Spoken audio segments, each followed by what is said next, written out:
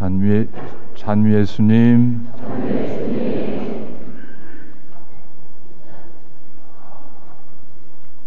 이번 이 성유 축성 미사를 전 세계에서 새로운 그 교황님을 모시고 지내게 되어서 참 그 다행이라고 생각합니다. 여러분들도 이렇게 비록 우리가 화면으로밖에 뵐 수 없지만 새로 이렇게 그 교정으로 되신 분 얼굴 참 좋으시죠? 네. 제가 지금 교정이라고 해서 여러분들 왜 그럴까 하고 의아하게 생각하실지 모르지만 지난번 명동에서 그 취임 경축 미사를 우리 한국 주교단이 다 함께 지냈을 때 제가 일부러 계속 교종이라고 말씀드렸습니다. 교황이라는 그 황자가 우리 지금 새로 이렇게 그 베드로의 후계자로 로마의 주교가 되신 분의 이미지와 너무 안 맞아서 저는 교종이라고 쓰겠습니다. 왜냐하면 한국 교회에서 옛날에 교종이라고 썼거든요. 그래서 정말 지금 세계 언론에서도 주목하고 있습니다만은 이분이 교종 위에 오르신 다음에 보여주시는 여러 가지 그 언행 하나하나가 다 세상을 이렇게 깜짝깜짝 놀라게 하는 그 프란치스코 성인의 삶을 당신의 어떤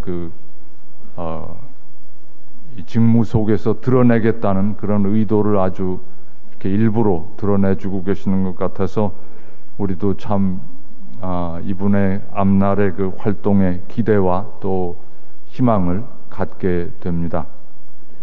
이 새 교종 성함이 어떻게 되는지 여러분들 아세요? 본래 이름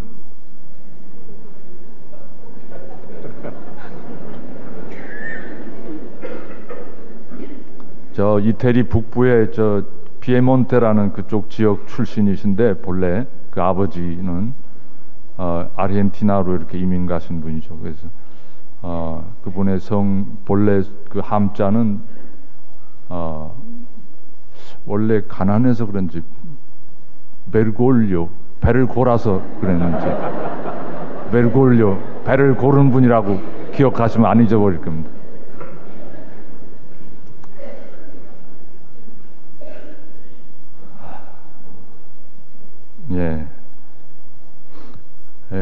지난해 대선에서 우리 현 대통령의 공약 10개 중에 첫째가 경제 민주화였고 둘째가 한국형 복지 체계 구축이었습니다. 이 복지라는 단어가 그 선거를 앞두고 여야를 막론하고 계속 그 중요한 이슈가 되었고 우리 언론에서 계속 그 복지 문제를 다루었습니다. 그런데 이를 비웃기나 하듯이 금년 들어서 1월, 2월, 3월 계속 매월 한 사람씩 복지 분야에서 일하는 말단 공무원이 스스로 목숨을 끊었습니다. 옛날에 비하면 우리나라 복지 예산이 많이 증가했고 공무원이면 그래도 안정된 직장인데 무슨 이유로 이런 극단적인 선택을 했는가? 한마디로 너무 일이 힘들어서 그랬다고 합니다. 얼마나 힘들기에 목숨을 끊을 정도로 공무원이 힘들었을까 하는 생각을 하게 됩니다만 자세히 사정을 알아보니까 이해가 충분히 가고도 남습니다. 정부 고위층에서는 새로운 복지 정책을 세우고 예산 배정을 늘리지만 이 업무를 집행하는 말단 인력은 전혀 충원되지 않고 모든 그 책임을 떠맡게 되니까 이분들이 받는 스트레스가 엄청나다고 합니다. 보통 복지 공무원 한 사람이 상대해야 하는 그 대상자들이 한 사람 앞에 1000명이 넘는다고 합니다. 거기다가 최근에는 무상보육, 전면 시행, 양육수당 지원, 초중고 교육비 지원 업무까지 이렇게 맡아서 하게 되니까 업무량이 폭증했다고 합니다. 또 이 복지 공무원들이 하는 일이 주로 사회적 약자를 상대로 하는 업무가 되다 보니까 민원인들이 이들을 향해서 그 온갖 막말, 언어폭력, 거친 항의 이런 것을 거침없이 그들에게 쏟아부으니까 이들이 감당해야 하는 정신적 스트레스는 가히 살인적이라고 합니다. 복지공무원 한 명이 기초생활수급자 관리, 그리고 기초노령연금, 장애인복지, 노인복지, 한부모 가정, 양육수당, 보육료 지원, 이렇게 손가락으로 세도 다 못 셀 만큼 많은 일을 혼자서 책임지고 있고, 그러다 보니까 늘 야간 근무, 주말 근무, 밥 먹듯이 하고 정신적으로 완전히 소진돼서 막다른 길에서 목숨을 끊는 그런 지경에까지 이른 것입니다. 아랫사람을 죽음으로까지 몰고 간 정부 고위층의 리더십은 잘못돼도 한참 잘못됐다는 생각이 듭니다. 가장 나쁜 리더십의 전형이라고 생각됩니다. 복지 혜택을 늘렸다는 그 고위 공직자들의 개인적인 업적은 세웠을지 모르지만 아래 실무자들과 밑바닥 사람들을 너무 힘들게 하고 고통스럽게 한 그런 결과입니다. 성유 축성 미사에 왜 제가 이런 이야기를 늘어놓는가 의아하게 생각되실 겁니다. 오늘 성목요일은 주 예수님께서 성체성사를 세우시고 그 성체성사를 집전하는 소임을 사제들에게 맡기신 것을 기념하는 날입니다. 해마다 이 성목요일이 되면 예수님께 받은 이 사제 직무의 본질이 무엇인지 새롭게 성찰하고 되새기는 그런 시간을 우리는 갖습니다. 예수님은 제자들과 파스카 만찬에서 성체성사를 제정하시기 전에 먼저 제자들의 발을 하나씩 씻어주시면서 내가 너희의 발을 씻어주었듯이 너희도 서로의 발을 씻어주어야 한다. 내가 너희에게 본을 보여주었듯이 너희도 서로 그렇게 해야 한다 하시면서 성체성사가 사랑의 성사임을 당신의 온 몸으로 보여주셨습니다.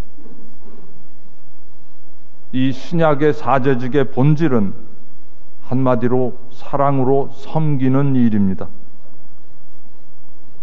예수님의 리더십은 정책을 결정하고 힘든 일은 남에게 시키는 그런 리더십이 아니라 먼저 손수 팔을 걷어붙이시고 제자들 앞에 무릎을 꿇고 그들의 발을 씻어주시는 그런 리더십이었습니다.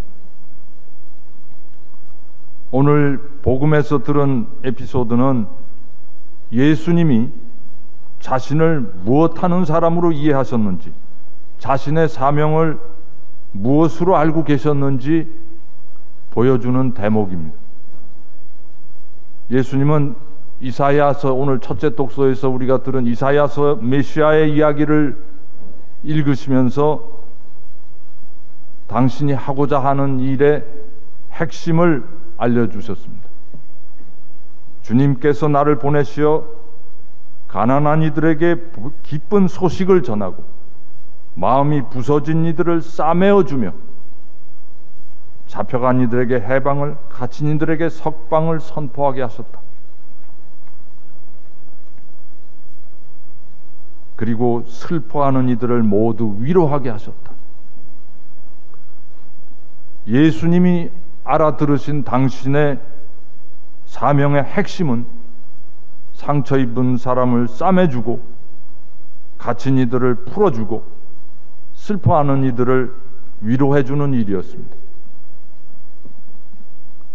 예수님에게서 성체성사를 물려받은 우리 사제들의 리더십도 근본적으로 이 싸매주고 풀어주고 위로해주는 일이어야 할 것입니다. 오늘 우리가 축성하는 성유, 사제들이 성사 집전 때 사용하는 성유도 원래는 상처받은 사람의 상처를 닦아주고 싸매주고 보호해주기 위한 물건이었습니다.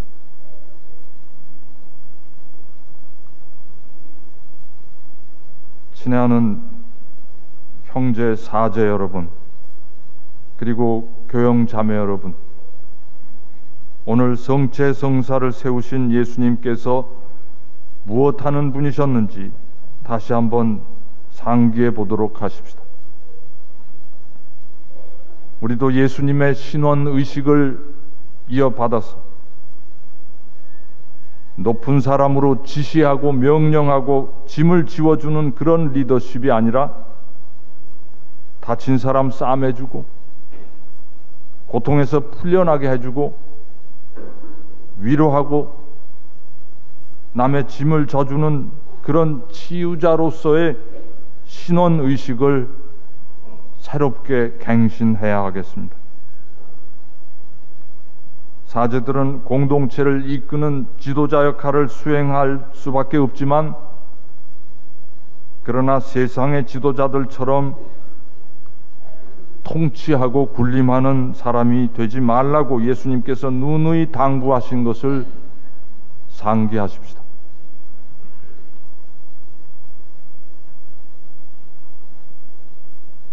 우리 시무님들, 본당에서 함께 일하는 수녀님들, 또 사무장, 사무원 직원들, 그리고 또 함께 일하시는 여러 교형 자매 여러분들 모두에게 정말 그런 따뜻한 리더십을, 예수님 닮은 리더십을 수행해 주시기를 간절히 부탁드리고 싶습니다. 그리고 이것은 비단 서품을 받은 사제, 성사를 집전하는 사제만이 아니라 대사제이신 예수 그리스도의 보편 사제직을 받은, 세례받은 모든 신자들도 공동체 안에서 이와 같은 그런 섬기는 신원 의식을 가지고 서로 싸매주고 풀어주고 위로하는 그런 형제들이 되도록 노력하십시다. 감사합니다.